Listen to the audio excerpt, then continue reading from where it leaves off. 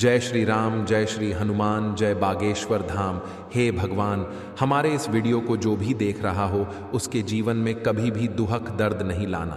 भगवान तो दोस्तों महिला हो या पुरुष, दोनों ही रात में इन 4 अंगों पर तेल जरूर लगाना।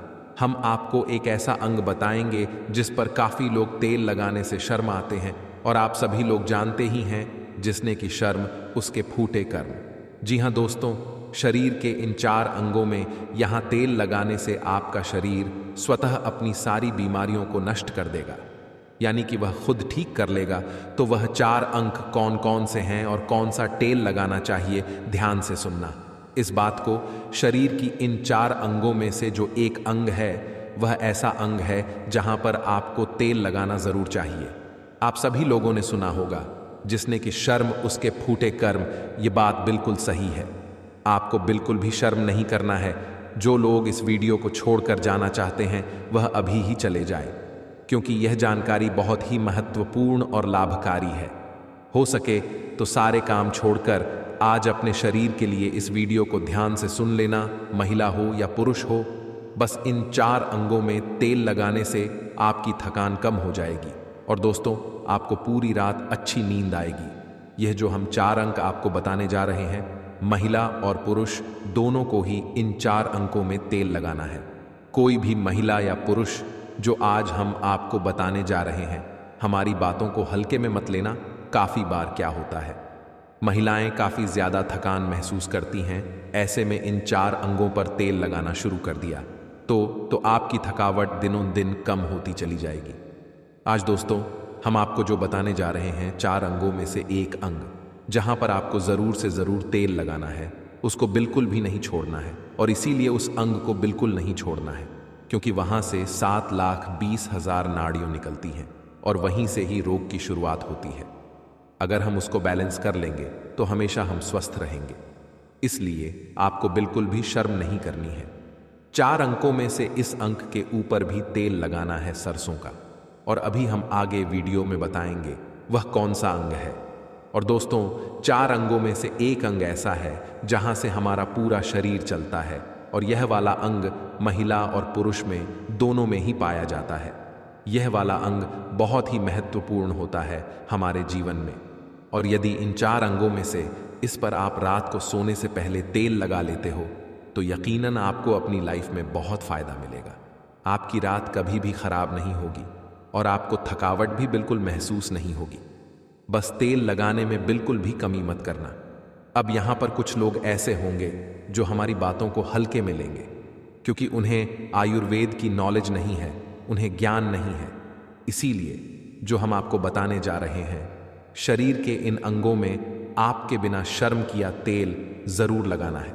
कोई भी मनुष्य हमारी बातों को बिल्कुल भी हल्के में लेने की भूल ना करें। और इन 4 अंगों में तेल लगाने से पहले सबसे पहले यह उपदेश ज़रूर सुनना चाहिए। इस उपदेश को सुनकर आप अपने जीवन को सफल जीवन बना सकते हैं। दोस्तों, भगवान महात्मा बुद्ध का अनमोल विचार। एक दिन एक राजा भगवान बुद्ध के पास आया। बुद्ध के आश्रम में बहुत भीड़ थी। राजा ने भगवान बुद्ध से आग्रह किया कि वह एकांत में कुछ बुद्ध से कहना चाहते हैं। तथागत बुद्ध बोले, सर्वत्र एकांत है, यही बोलो। फिर राजा ने कहा कि मैं तथागत सन्यास ले देना चाहता हूं। बुद्ध गंभीर हो गए। वे बोले कि तुम्हें सन्यास होने के लिए दीक्षा के पहले मेरी एक शर्त पालन करना होगा। राजा ने स्पष्ट किया कि जब दीक्षा लेनी ही है और सन्यास होना ही है तो मुझे आपका सभी शर्तें मंजूर हैं। और फिर तथागत बुद्ध ने आदेश दिया और कहा, अपने कपड़े उतारो, अपने जूते उतारे और नग्न हो जाओ। और इसी नग्न अवस्था में अपने राज्य के राजमार्गों पर स्वयं को जूते मारते हुए चक्कर लगाकर आओ। राजा असमंजस में पड़ गया। तथागत बुद्ध, यह क्या कह रहे हैं? मैं एक राजा हूं, इस तरह से मैं नग्न होगा और नग्न होकर अपनी ही सड़कों पर कैसे खुद को जूते मारते हुए चक्कर। लेकिन फिर भी राजा को संतुष्ट होना था, तो उन्होंने भगवान बुद्ध की शर्तें मान ली। को जूते मारते हुए राजधानी की सड़कों पर दौड़ने लगा। और यहां उसके चले जाने पर शिष्यों ने बुद्ध से कहा कि जब हम आपसे दीक्षा लेने आए थे तब आपने तो ऐसी कठोर शर्तें नहीं लगाई थी। आप तो स्वयं करुणा अवतार हैं, फिर आपने राजा के साथ ऐसा कठोर व्यवहार क्यों किए? तब भगवान तथागत बुद्ध बोले, जब तुम लोग संन्यास लेने आए थे तब तुम्हारे अहंकार बहुत बड़े नहीं थे, इसलिए तुम लोगों से घर घर भिक्षा न करवाकर ही काम बन गया। यह तो एक बड़े राजा है, इसका अहंकार भी बहुत बड़ा है, इसलिए जितनी बड़ी रोग उतनी बड़ी दवाएं, इसलिए महाग की दवा भी अधिक शक्तिशाली होती है। इसी कारणवश मैंने इनका परीक्षा भी इतना कठिन किया है। राजा जब इस दशा में अपनी प्रजा के सामने से गुजरेगा तो उसका अहंकार चूर चूर हो चुका होगा। राजा ने शाम तक शर्तें पूरी कर ली और बुद्ध के चरणों में आकर गिर गया और फिर बोला, तथागत, अब तो मुझे आप दीक्षा देकर मुझे संन्यास करें। भगवान बुद्ध ने राजा के सिर पर मुकुट रखा और कहा कि अब तुम ही संन्यास लेने की जरूरत ही नहीं है। जाओ और कर्ता भाव छोड़कर साक्षी भाव से राज करो। अब तो तुम राजा हो चुके हो, अब तुम संन्यास राजा बन चुके हो। किस तरह से भगवान बुद्ध ने एक राजा को उपदेश दिया और राजा का जीवन धन्य हो गया। दोस्तों, यह छोटे से उपदेश से आपको क्या ज्ञान प्राप्त हुआ? स्वास्थ्य से संबंधित बहुत ही महत्वपूर्ण जानकारी। दोस्तों, यह हमारा शरीर किससे बना है, यह सबसे पहले जानना जरूरी है। और हमारे शरीर में कौन से 3 दोष पाए जाते हैं?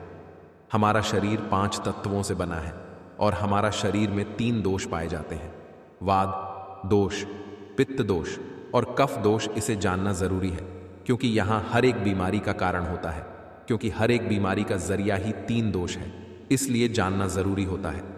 तो आपका शरीर का सबसे महत्वपूर्ण दोष यह 3 दोष है, पित्त दोष, कफ दोष और वात दोष। अगर आप शरीर का वात दोष गड़बड़ हो गया तो 60 से 70 पर बीमारी होगी। अगर आपके शरीर का पित्त दोष गड़बड़ हो गया तो शरीर में 15 से 20 पर बीमारियां होती हैं, और आपके शरीर का कफ दोष गड़बड़ हो गया तो 5 से 10 पर बीमारी होती है।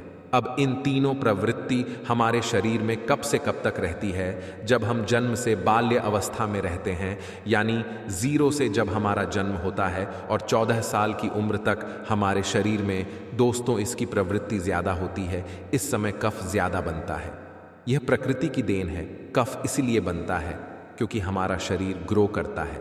कफ बनना ज़रूरी है क्योंकि यह हमारे शरीर के बहुत ही महत्वपूर्ण अंग है। बस हमें यह ध्यान देना है, हम अपने बच्चों को ऐसी कोई चीज़ नहीं देना है जिससे उनका कफ और बढ़ जाए, क्योंकि बच्चे उस समय कुछ नहीं जानते। पेरेंट्स को जागरूक होना होगा। बस हमें अपने बच्चे को कुछ भी ऐसी चीज़ नहीं देना है जिससे उसका कफ और बढ़ जाए।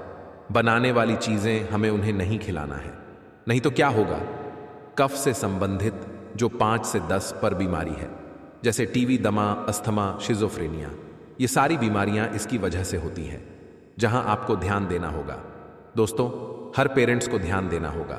और दोस्तों, वीडियो में आगे बढ़ने से पहले अगर तुम में से कोई जय जय बजरंग बली जी को मानता है तो अगर सच में ही हैं, आप इस वीडियो को लाइक कर नीचे कमेंट बॉक्स में एक बार जय जय बजरंग बली लिख देना। बजरंग बली जी, जो भी भक्त कमेंट बॉक्स में जय जय बजरंग बली लिखता है तो उसके मन में जो भी मनोकामना है वह पूरी कर देना। दोस्तों, इसके बाद हम आगे वाली अवस्था में आते हैं, बाल्य अवस्था से युवा अवस्था। युवा अवस्था हमारा कब से कब होता है? जब हम 15 साल से 60 साल के बीच में होते हैं। दोस्तों, इस समय हमारा युवावस्था होता है। इस समय हमारे शरीर में पित्त प्रवृत्ति सबसे ज्यादा होता है, सबसे ज्यादा पित्त बनता है। इसलिए हमें यह ध्यान देना होगा कि हम ऐसी कोई वस्तु ना खाएं जिससे हमारा पित्त बढ़ जाए। अगर हमारे शरीर में पित्त बढ़ जाएगा तो दोस्तों, हमारे शरीर में 15 से 20 पर बीमारियां, गंभीर बीमारियां होती हैं। इसके बाद हमारा आता है वृद्धावस्था। 60 साल की उम्र हमारा वृद्धावस्था होता है। इस समय हमारे शरीर में वात बढ़ता है और वात से संबंधित 60 से 70 पर बीमारियां हमारे शरीर में होती हैं। तो आपको ऐसी कोई चीज़ नहीं खाना है जिससे वात रोग बढ़े। तो दोस्तों, यहाँ आप समझ गए कि आपके शरीर में 3 दोष का क्या रोल है। इसलिए इन 3 दोष संबंधित जो भी जानकारी जहां से मिले, जैसे मिले, उसे हासिल कर लीजिए और हासिल करके अपने जीवन में उतारें।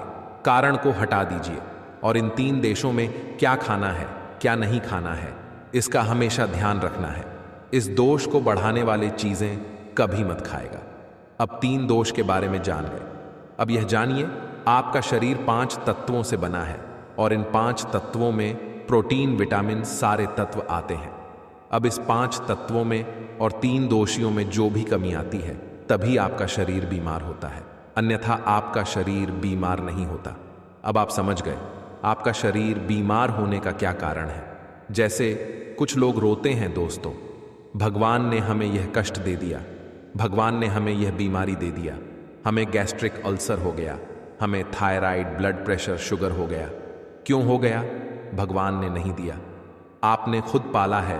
जब आपको प्रकृति कहता है कि खाना खाने का नियम पालन करिए, पानी पीने का नियम पालन करें, इस प्रकृति का नियम पालन करिए, तो आप क्यों नहीं कर रहे हैं? जबकि हमारा शरीर उसी तत्व से बना है, प्राकृतिक तत्वों से ही तो बना है। हमारा शरीर भी पानी से ही तो बना है, खाने से ही तो बना है, पोषक तत्वों से ही तो बना है। ये सारे नियम का आपको पालन करना होगा। अब जब यह हमारा पित्त दोष कह रहा है कि यह चीज नहीं खाइए, पित्त और बढ़ेगा, तो आप उसे क्यों खाते हैं? पिज्जा बर्गर आप क्यों खाते हैं? चाय आप क्यों पीते हैं? चीनी आप क्यों खाते हैं? जब आप ये सारी चीजें खा रहे हैं तो आपके पेट में एसिडिटी बनेगा, आपके पाचन तंत्र बीमार पड़ेगा। तो जब आपका पाचन तंत्र बीमार होगा तो कुल तमाम बीमारियां आपको आएगी। ये तो आप खुद कर रहे हो ना, ब्रह्मांड नहीं दे रहा है, भगवान नहीं कर रहा है। हम आप इसे खुद जाने अनजाने में कर रहे हैं। हम अपने मन को, अपनी जीभ को कंट्रोल नहीं कर पा रहे हैं। तो दोस्तों ये सारी चीजें आप छोड़ दीजिए। अब दोस्तों बात करते हैं हमारे शरीर में तेल कौन सा लगाना चाहिए, कहां पर लगाना चाहिए, उस पर जानते हैं। समझ गए आपका शरीर निर्माण कैसे होता है। इसे सुरक्षा करना आपके हाथ में है कि सुरक्षा आप खुद करिए। शरीर की 4 महत्वपूर्ण अंग है जिससे आपके शरीर की सारी नसें जुड़ी हुई हैं। दोस्तों पहला पैर का तलवा, दूसरा है आपकी नाक और तीसरा है नाभि, चौथा है आपका सिर। यह 4 सबसे महत्वपूर्ण अंग है और इन चारों जगह पर आपको तेल लगाना है। दोस्तों बस यह ध्यान देना है कि आपको कब लगाना है और कैसे लगाना है, बस यह ध्यान देना है। रोज सुबह जो मॉर्निंग वॉक करता है नंगे पैर जमीन पर या फिर हरी घास पर, तो उसकी आंखों की रोशनी कभी कम नहीं होती। इसलिए आपको पैर के तालू में शुद्ध तेल लगाना है। तो पैर के तालू पर यही शुद्ध सरसों का तेल लगाना है। जब आप रात में सोने जाइए उसके पहले गुनगुने पानी से अपना पैर धो लीजिए। पैर धुलने के बाद बढ़िया से उसे साफ कर लीजिए, सूख जाएं। दोस्तों जब आप बिस्तर पर लेटे हैं, अगर आपकी पत्नी है तो आप अपनी पत्नी से तेल दोनों पैर में थोड़ी देर मालिश करवा दीजिए, नहीं तो आप अपने हाथ से ही मालिश कर लीजिए। रात में सोते समय यही शुद्ध सरसों का तेल, और जैसे ही आप अपने 5 मिनट दोनों हाथों से मालिश करेंगे, तेल से गर्माहट आएगी दोस्तों, तुरंत ही आपको नींद आना शुरू हो जाएगा। अगर आप नींद का टैबलेट लेते हैं, अगर आप डिप्रेशन में हैं, नींद नहीं आ रहा है, तो यह दूसरे दिन से ही बंद हो जाएगा। आपको नींद की कभी टैबलेट की ज़रूरत ही नहीं पड़ेगी। आपका पागलपन दूर हो जाएगा। याददाश्त बहुत तेज़ होती है, दिमाग से संबंधित सारी समस्याएं खत्म, और एक ही बार में आप 10 बजे सो रहे हैं, 4 बजे से पहले आपकी नींद नहीं खुलेगी।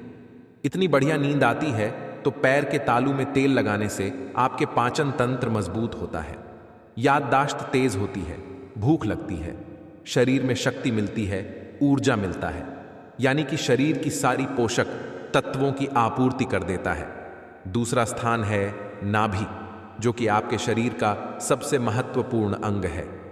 दोस्तों नाभि के पीछे एक त्रिकुटी ग्रंथि पाए जाते हैं, और इसी ग्रंथि से शरीर की सारी नसें जुड़ी हुई होती हैं, और यह शरीर की सबसे शक्तिशाली ग्रंथि होती है, सबसे शक्तिशाली होती है।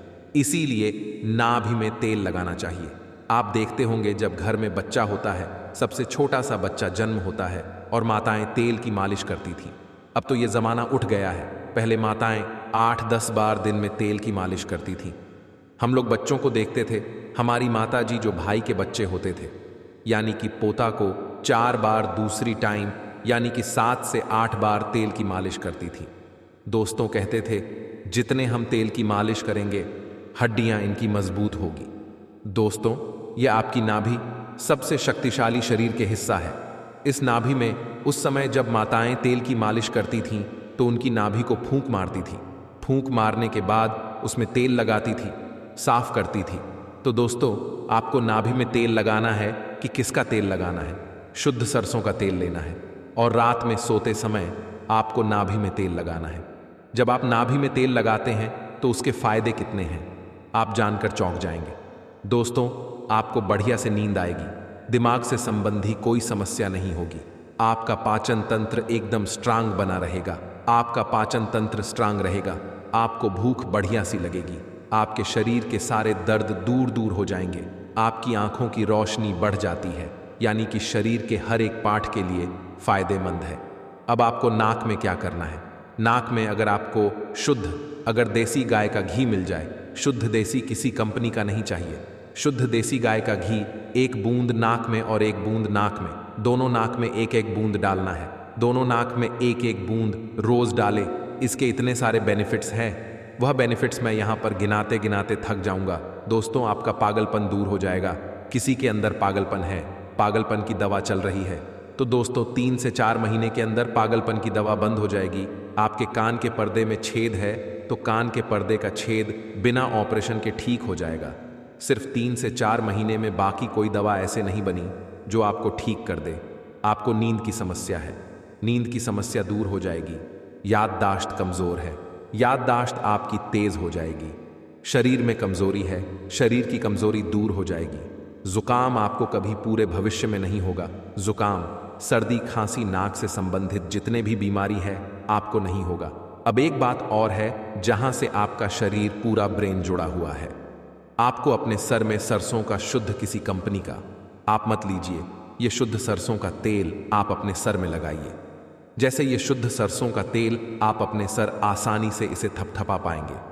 दोस्तों, नींद आना आपको शुरू हो जाएगी, तो आप खुद देखिए नींद लाने में कितने रोल है। तो दोस्तों, आपको सिर में तेल लगाने से सोते समय कितने सारे प्रॉफिट है। आपका जो बाल है, बाल पक रहा होगा, वह भी रुक जाएगा। आपको नींद बढ़िया से आएगी, इतनी बढ़िया से आएगी कि क्या बताएं। दिमाग की याददाश्त पावरफुल होगी, शरीर की शक्ति बढ़ेगी, शरीर की कमजोरी दूर हो जाएगी, आपका पाचन तंत्र मजबूत हो जाएगा, यानी कि शरीर की सारी शक्तियां आपको मिलेंगी। दोस्तों, यह 4 अंगों पर यह तेल आप जरूर लगाएं, या देसी घी आप नाक में डालें। यह प्रक्रिया आप अपना लीजिए, आपका शरीर स्वस्थ और निरोग हो जाएगा। जैसे हमने कहा कि यह हमारा शरीर है, हमारा शरीर हमारे ऊपर डिपेंड है। तो दोस्तों, अभी तक हमने आपको जो भी बात बताई है, वह बात बहुत ही ज़्यादा हमारे शरीर के लिए लाभदायक है। हो सके तो दोस्तों, जल्द से जल्द हमने जो आपको बात बताई है उसे फॉलो करें, निश्चित रूप से आपको लाभ मिलेगा। स्वस्थ रहे, सुरक्षित रहे। धन्यवाद।